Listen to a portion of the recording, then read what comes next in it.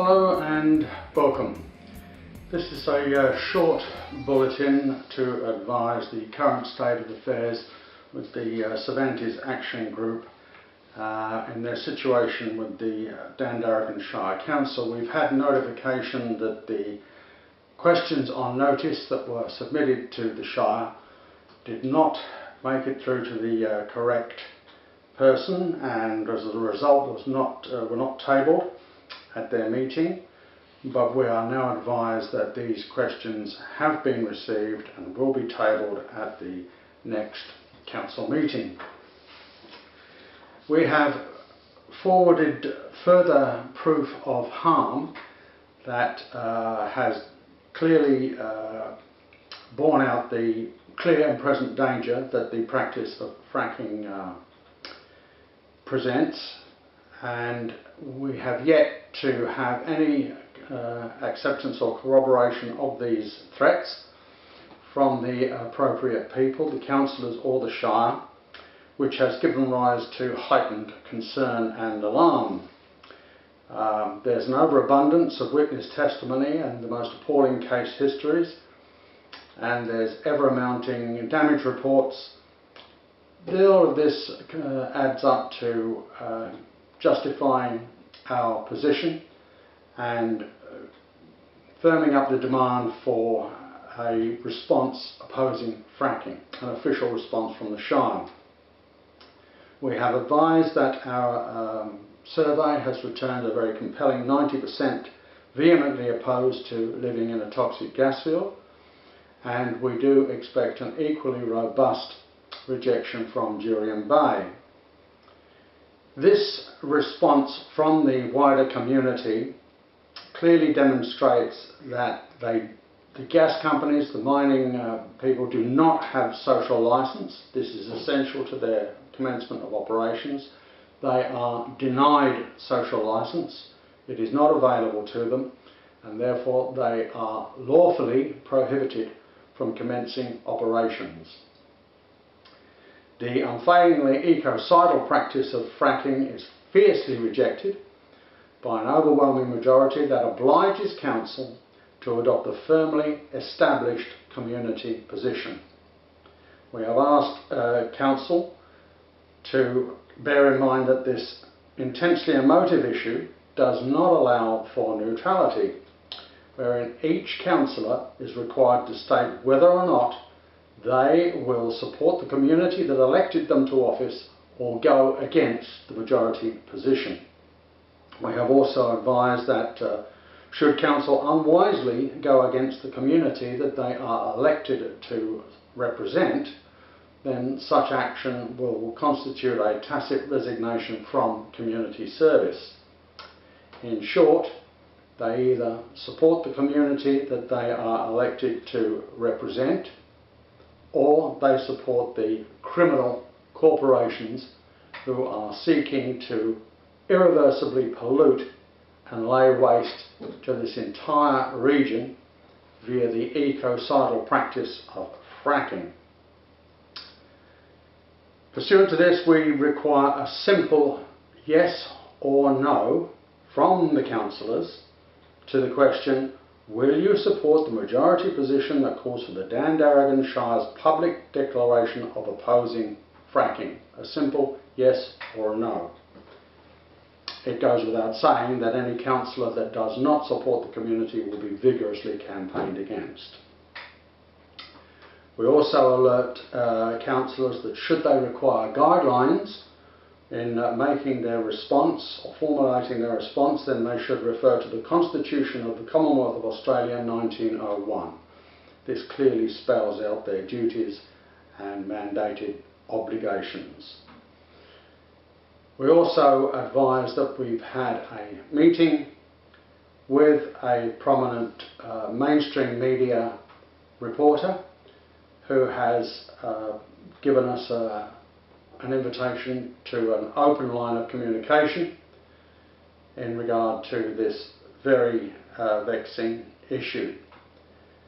So the ball is in the court of the Shire and the councillors right now. We very much hope that they will do what they're elected to do, and that is represent the community and declare public opposition to fracking. Nothing less. Public opposition to fracking. Thank you for your time and attention.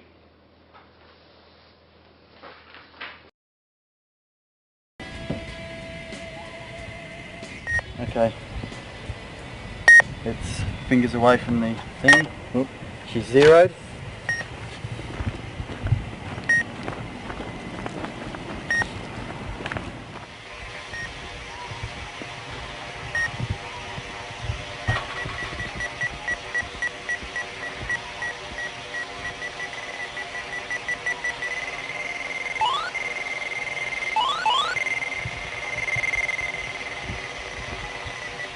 You can just hear the gas coming out of that and everything else.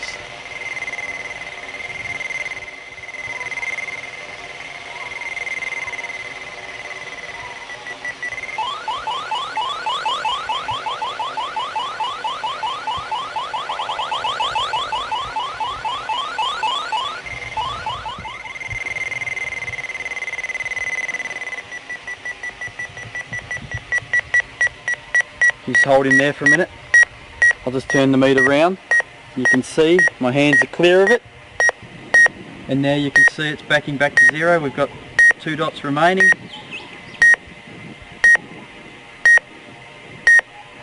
Backing back to 1 dot. And there we go. And that is a QGC high point vent. Hazardous area.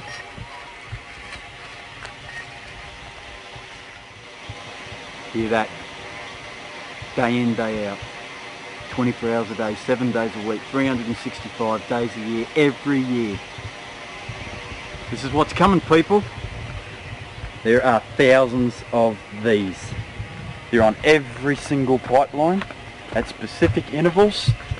This is a 630mm water pipeline, and they clean all of the shit as it builds up and rolls around these pipes, and out it comes.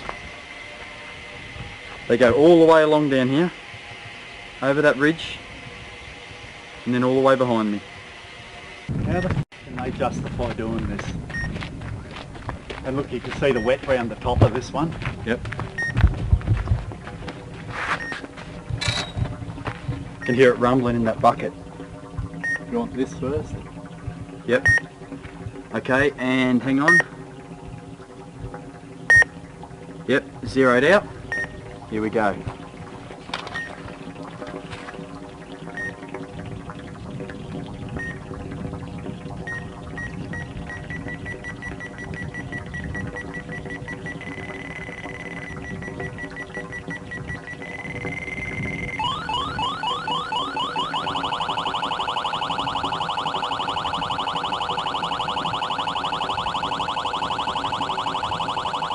Okay, clean air.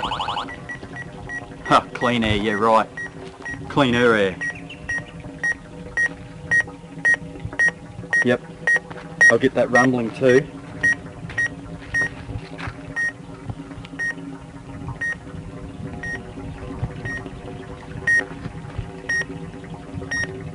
Hazardous area.